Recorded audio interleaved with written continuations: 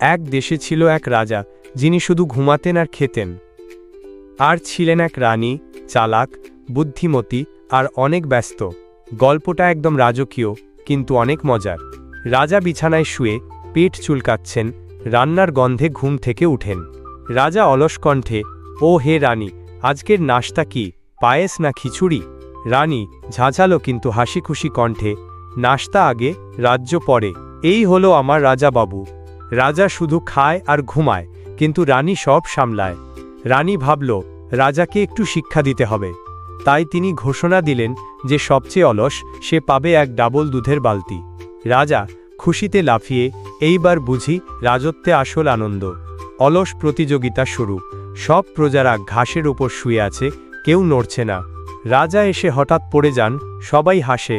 রানী হাসি মুখে, দেখলে, অলসতা কেবল মজা না, মাঝে মাঝে লজ্জাও দেয়। রাজা বুঝলেন, শুধু খেয়ে আর ঘুমিয়ে কিছু হয় না। পরদিন রাজা উঠলেন সকালে, ছেলেমেয়েদের স্কুলে পাঠালেন, নিজে খামারে গেলেন। রাজা গর্ব ভরে, আজ থেকে আমি রাজা না, আমি হব কাজের রাজা। এইভাবেই অলস রাজা হয়ে উঠলেন সবাইকে অনুপ্রেরণা দেওয়া এক কর্মঠ নেতা। বন্ধুরা, অলসতা যতই মজার লাগুক, কাজ ছাড়া কেউ রাজা হয় না।